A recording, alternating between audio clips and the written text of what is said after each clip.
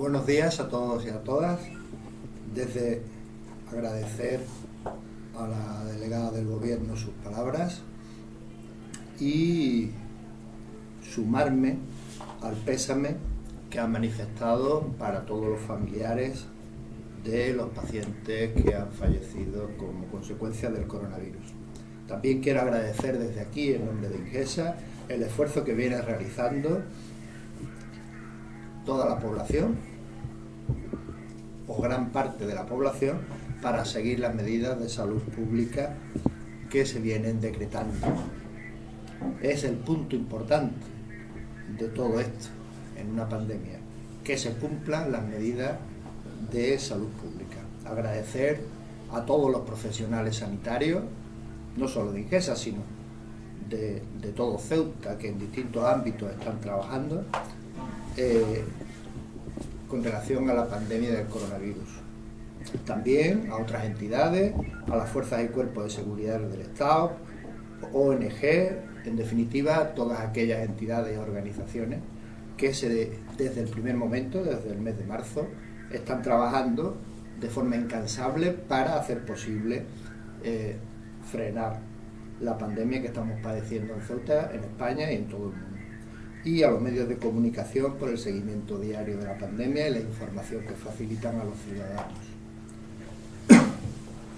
Como ha comentado la delegada del Gobierno, la situación hospitalaria en Ceuta no es una situación de colapso y fuera de control. El hospital dispone de un plan de contingencia a 8 niveles, en el que estamos en el nivel 2. Por lo tanto, ahora mismo el hospital cuenta con un 50% de camas libres, pero eso no quita para que la situación no sea buena, eso no quita para que se soliciten medidas antes de que se llegue a esa situación y no se tengan previsto actuaciones para que, en caso de que ocurriese, tener alternativas. Pero la situación actual no es esa. Ahora mismo, la situación a 8 de noviembre, que fue la última que se comentó, había 2.006 casos totales desde el inicio de la pandemia, activos 624, curados 1.346 y 36 fallecidos. De ellos, en el hospital, hay en domicilio 590 pacientes, en urgencias 7, en planta 20, la planta COVID tiene capacidad para 42 y luego se va ampliando dependiendo del plan de contingencia, en UCI 7. Por lo tanto, esa es la situación. Hay que decir que desde que se puso el llamado toque de queda y las medidas iniciales se pusieron en marcha, ha habido, y eso es bueno, una cierta disminución de casos en el hospital, un enlentecimiento del número de casos y de la gravedad, y por lo tanto esa noticia es buena. Hay que decir, y lo voy a insistir a lo largo de toda la intervención, de que el problema que tenemos en Ceuta, en España y en el mundo obedece a dos cosas, fundamentalmente. La primera, el propio virus, en el que a lo largo de toda la pandemia ha habido muchas incertidumbres y es lógico, ¿no? Y sabemos que es un virus muy contagioso y que se propaga con mucha facilidad. El segundo problema son el incumplimiento de medidas de salud pública. Siempre se intenta buscar un culpable de la situación. Hablo un poco de esta forma, ¿no? Las medidas de salud pública, hasta que no haya una vacuna, son fundamentales. La nueva normalidad no significa hacer lo que uno quiera. Desde la primera oleada, que en el mes de junio a finales Ceuta estaba en 0 casos, pues incremento de contacto social, incremento de la movilidad, botellones, etcétera, ocasiona una nueva expansión del virus, una nueva oleada que es bastante peor que la que hubo en la primera oleada, donde solamente, entre comillas, porque todos los casos son importantes, pero dejamos a Ceuta entre todos con 222 casos, ahora llevamos 2006, 14 hospitalizaciones y, por desgracia, 4 fallecidos. Quiere decir que la situación de la segunda oleada es mucho mayor. Por lo tanto, ahí es donde tenemos el problema y es lo que hay que atajar, porque ni las medidas de salud pública se pueden estirar y al final llegaremos al confinamiento solicitado al Ministerio de Sanidad y que hoy mismo se evaluará y en los próximos días se verá qué determinación se va a tomar, o si no, no hay forma de cortar la cadena de transmisión del virus. El seguimiento de los pacientes positivos y de sus contactos, hay que aclarar que por parte del INGESA se realiza el diagnóstico y seguimiento de pacientes positivos pertenecientes a la Seguridad Social. Por parte de la Ciudad Autónoma, dentro de sus competencias, se hace el seguimiento de contactos y por parte de las compañías aseguradoras, el diagnóstico y seguimiento de pacientes positivos acogidos a las mismas. Quiere decir que son varias entidades, compañías aseguradoras, las que se tienen en cuenta y las que participan de forma activa tanto en el diagnóstico como en el tratamiento como en la realización de pruebas. Es importante señalar que el número de pruebas realizadas va en función de la entidad o compañía aseguradora que realicen las mismas. ¿De acuerdo? La situación hospitalaria a fecha 8 de noviembre, el último dato que dimos porque todavía no está cerrado, es la siguiente. En hospitalización, en UCI hay 7 pacientes. De esos 7, 6 está en la zona COVID y un séptimo ya ha pasado a la zona no COVID porque aunque tiene que seguir recuperándose, ya tiene PCR negativa e IgG positiva que determina inmunidad, lo que no quiere decir que no se esté recuperando. La capacidad actual de UCI es de 17 camas. Vuelvo a repetir que el hospital tiene un plan de contingencia que permite mover camas y pacientes y adaptar a las necesidades. Se han habilitado, a pesar de que todavía queda capacidad, para adelantarnos a los acontecimientos, 5 camas de UCI totalmente equipadas con la unidad de cirugía mayor ambulatoria. Esas 5 camas podrían ampliarse hasta 20, de tal manera que podríamos tener una capacidad total, y no hay que llegar a eso, porque sería una situación muy complicada, a 37 camas. ¿De acuerdo? Respecto a observación, 7 pacientes. La capacidad de observación, que es una observación COVID, no tiene nada que ver con la observación general de urgencia, actúa a modo de cuidados intermedios, de tal manera que atiende a pacientes que no están para ingresar en planta porque necesitan más cuidado, ni tampoco para ingreso en UCI. Esa unidad rota con UCI y rota con planta de tal manera que haya movilidad dependiendo de la gravedad del paciente. Y está funcionando bastante bien. En hospitalización hay 20 pacientes. Esa es la realidad. El hospital ahora mismo tiene un 50% de camas libres y la ha mantenido desde marzo para permitir que haya movilidad de pacientes y se habiliten camas en función de las necesidades.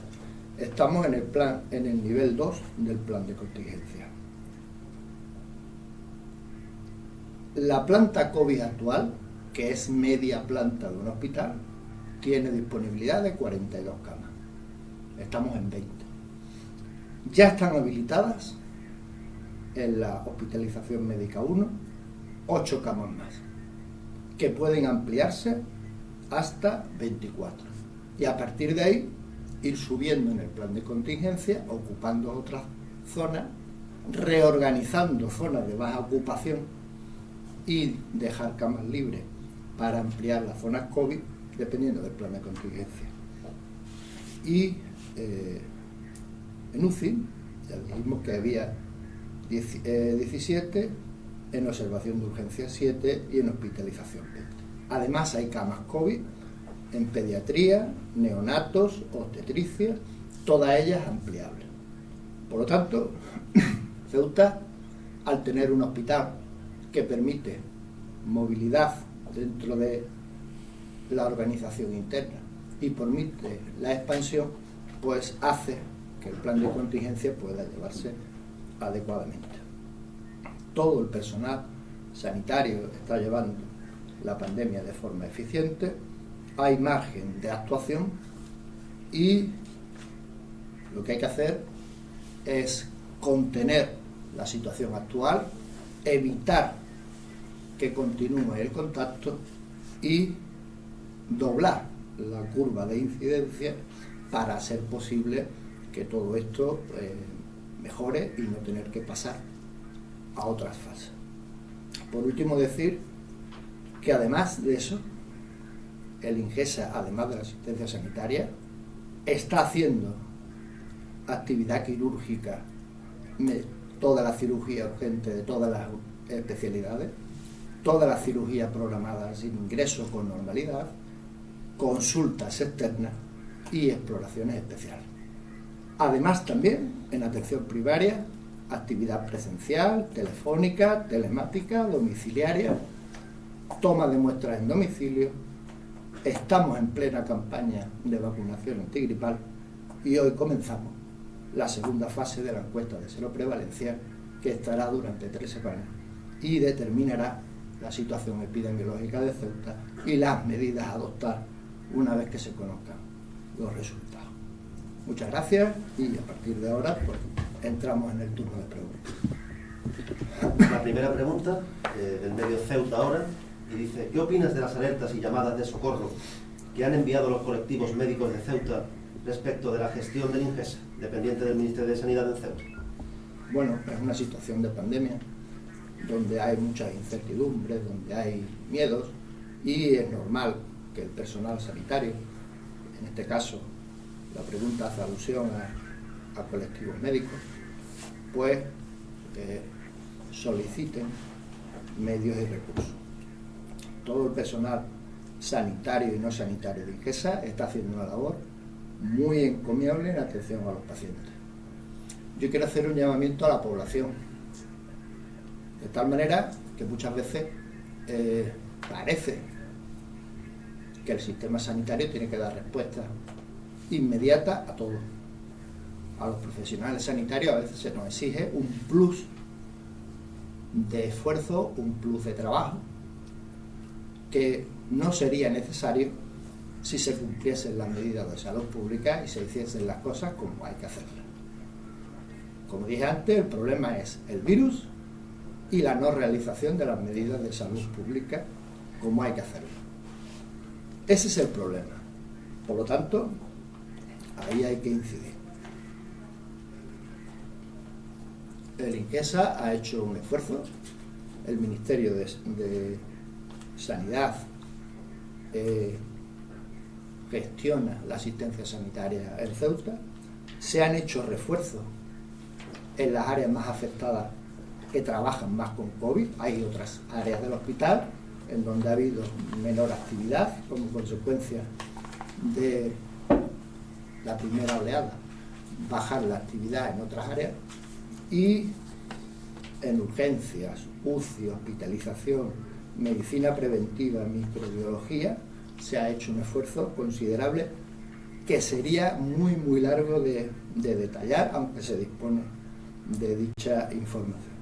A veces echo yo en falta también que esas llamadas pues se hagan también en otros ámbitos, porque recordemos que en una situación de pandemia no solamente interviene el INGESA, sino también otras entidades aseguradoras y la propia Consejería de Sanidad, que recibió del gobierno, como todo el mundo sabe, 25 millones de euros. Por lo tanto, el personal sanitario está haciendo su función, la está haciendo de forma muy eficiente. Comprendo la incertidumbre, comprendo los miedos y comprendo la preocupación de los colectivos médicos y del resto de los colectivos sanitarios. No olvidemos que trabajan médicos, enfermeros, auxiliares, técnicos de laboratorio, técnicos de radiología, personal en definitiva sanitario y no sanitario de toda índole, que hace que el hospital funcione. La siguiente pregunta, Ceuta TV. ¿Qué factores se están dando para que en la segunda ola haya crecido exponencialmente la mortalidad, cuando en otras regiones, a pesar del elevado número de contagios, es bastante menor? Bueno, en la primera oleada comparar el fallecimiento de la primera oleada con la segunda es difícil, entendiendo que en la primera oleada, aunque desgraciado todo fallecimiento, pues fueron 4. Quiere decir que en la primera oleada cabría decir lo inverso, Ceuta hubo una mortalidad mucho menor que en el resto. Ahora mismo, la segunda oleada, efectivamente, ha habido 32. Vuelvo a repetir lo siguiente. El coronavirus afecta sobre todo a las personas mayores. La incidencia se da en todas las edades, más en adultos que en niños, y en adultos, a medida que va creciendo o se tiene más edad, la letalidad, la mortalidad y la incidencia es más importante. De tal manera que esos son los casos en donde se producen los fallecimientos, y hay que tener en cuenta que debemos de proteger a nuestros mayores. Toda familia que tenga un mayor en su casa tiene que extremar las medidas. Son colectivos muy sensibles, muy vulnerables, y cuando enferma del coronavirus, que a veces produce alteraciones muy importantes del sistema respiratorio y de otros sistemas, pues provoca el fallecimiento del paciente porque no puede superar ese nivel de enfermedad. Por lo tanto, esa situación es la situación que se ha dado en Ceuta, que se está dando en España y en el resto del mundo. El incremento de la mortalidad con relación al número de casos y con relación a personas mayores, vulnerables y con patologías previas. Ceuta Actualidad pregunta: ¿cuántos médicos y enfermeras especializados en cuidados intensivos hay hoy en día en UCI? ¿Qué problema ocasiona incorporar a este servicio a personal no especializado? Bueno, en UCI se hizo un desdoblamiento de la misma, de tal como en todas las zonas COVID, tanto en atención primaria como en el hospital, en urgencias, en planta y en UCI, hay una zona COVID y una zona no COVID. De tal manera que, como dije antes, la disponibilidad actual son de 17 camas ampliables. Luego, posteriormente, en cirugía mayor ambulatoria, a 5 más que ya están instaladas, y de esas, además, hasta 20, lo que supondría una capacidad total de 37. En UCI, actualmente hay 19 DUEs, 12 técnicos en cuidados auxiliares de enfermería en la UCI COVID, y 14 DUEs y 12 técnicos en cuidado de enfermería en la UCI no COVID, en la que están los pacientes no respiratorios. No se mezcla el personal de UCI limpia con UCI COVID. En total, por lo tanto, hay 33 DUEs y 14 técnicos. No existe la especialidad de enfermería de cuidados intensivos. Y cuando se incorpora personal, se procura que el personal con más experiencia esté alternando con personal con menos experiencia para que vaya cogiendo soltura y no haya ningún problema de ningún tipo. Sobre médicos hay 5 en plantilla una médico está de baja laboral y se va a incorporar una médico intensivista con plaza en urgencia, más un médico extracomunitario que ya está en el hospital. Próximamente se incorporará otro. La normativa actual permite dicha incorporación y cuentan con experiencia y formación en el área de cuidados intensivos. Decir que además de intensivistas, en UCI se puede reforzar en aquellas cuestiones que son necesarias. Por lo tanto, habrá participación también de anestesistas y, en algún caso determinado, para el tratamiento propio del coronavirus, la colaboración de internistas, neumólogos y otros especialistas que requieren para el tratamiento de los pacientes de cuidado intensivo. Cadena Ser pregunta, ¿por qué no se le realizan pruebas a los positivos una vez que han pasado 14 días? Aunque las investigaciones apunten a que es tiempo suficiente y no se producen contagios, ¿no sería mejor asegurarse? No hay ningún protocolo que actualmente diga eso. Todos los estudios que hay ahora mismo en el mundo dicen que a partir del 8º día el paciente deja de ser contagioso y deja de ser un peligro en ese sentido.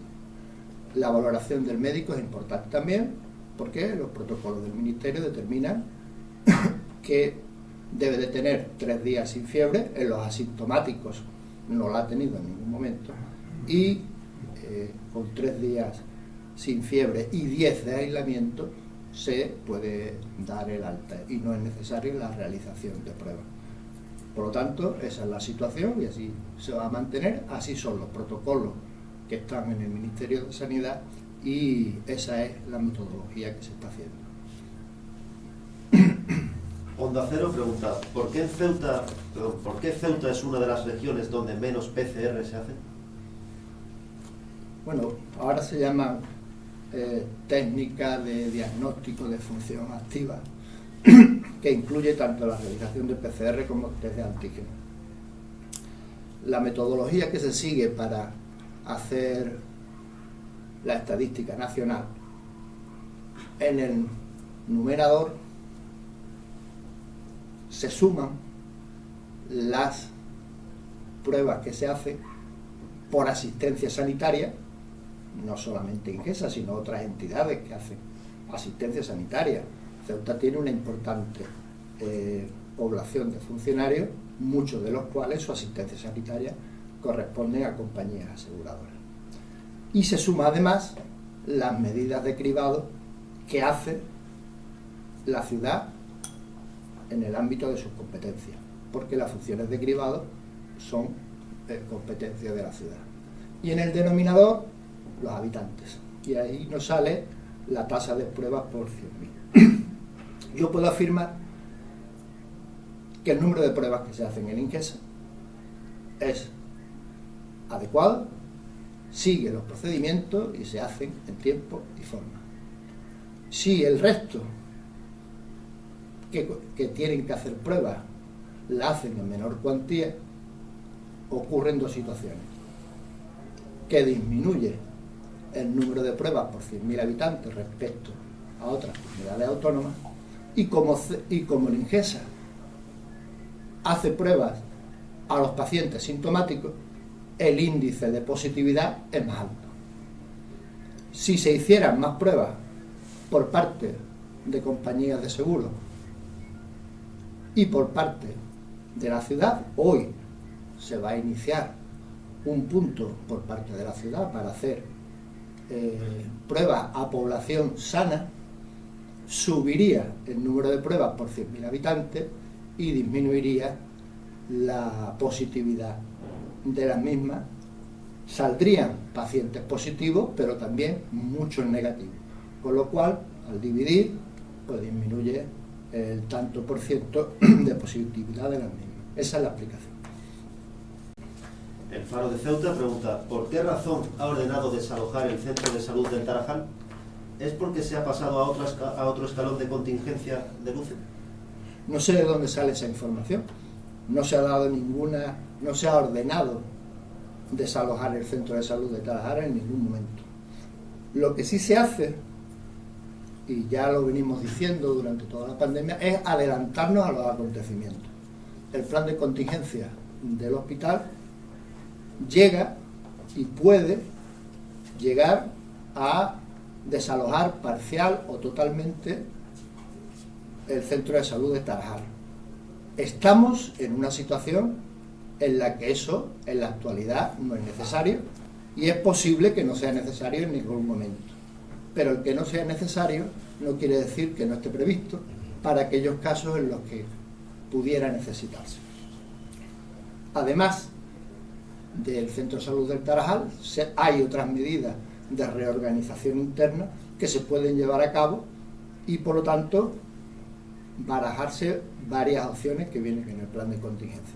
Es factible, y se está estudiando para ver, es factible que, llegado el caso, que vuelvo a repetir, ni se ha ordenado ni estamos en esa situación, llegado el caso, es probable que el Centro de Salud del Tarajal pudiese quedarse en el hospital universitario ocupando una de las plantas, que tiene dos, y la planta que liberase se podrían dotar de 42 camas de hospitalización.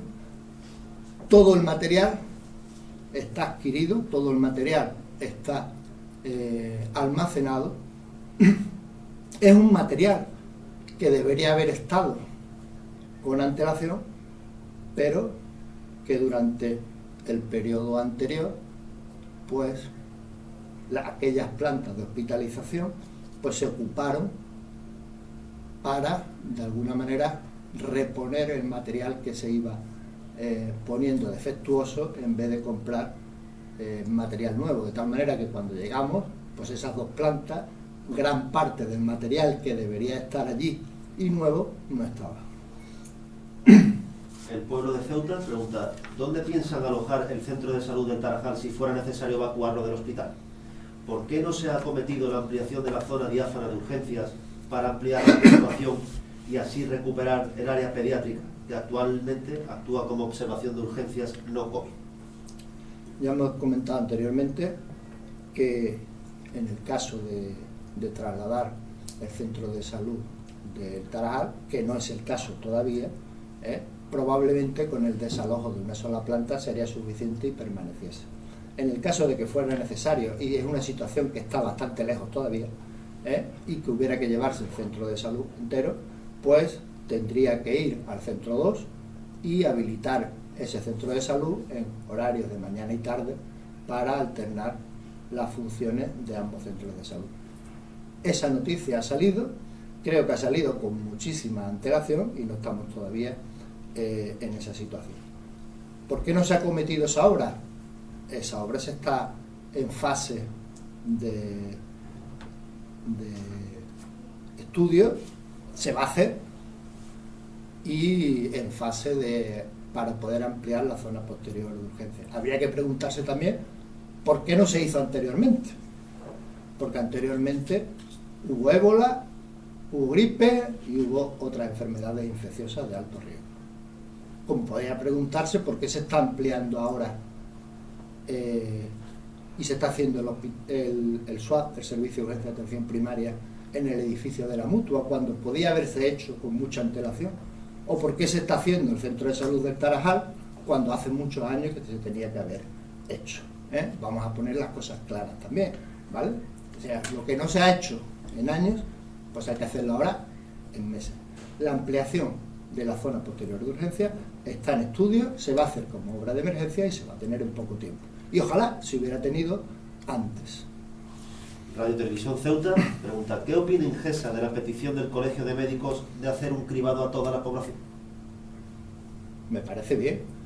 Lo que hay que comentar es que hay que hacerlo cada uno en el ámbito de sus competencias. De hecho, hoy la ciudad ha abierto un punto para hacerlo a la población. Por lo tanto, lo que hay que determinar es, y que no se haga, como en alguna ocasión ha pasado, de achacar a Ingesa cuestiones que no son imputables a la Ingesa. Por lo tanto, el que se haga cribaje a la población, bien. ¿Quién los tiene que hacer? La entidad competente. Nosotros colaboraremos, como siempre, pero esa pregunta viene para Ingesa y viene también para la Consejería de Sanidad, porque es la entidad competente para hacerlo. Y la última pregunta, el Foro de Ceuta, ¿cuenta con algún presupuesto de los fondos COVID que se han dado a la ciudad para hacer frente a la sobrecarga asistencial? En caso negativo, ¿con qué fondos cuenta la Ingesa? En caso afirmativo, ¿en qué se va a invertir este presupuesto? ¿En mano de obra, material sanitario, etcétera? El Ingesa, la ciudad de Ceuta, en el aspecto COVID está sobrefinanciada, en el sentido de que en todas las comunidades autónomas el Gobierno de España proporcionó fondos para COVID, que iban para asistencia sanitaria e iban para salud pública. Nosotros hemos determinado que aproximadamente a asistencia sanitaria le correspondería, de esos 25 millones que ha recibido, aproximadamente 11.700.000 de euros, que no es poco. Todos esos fondos pasaron a la ciudad autónoma. Ingesa, que es gestión directa del Ministerio, no tiene un presupuesto a ese respecto.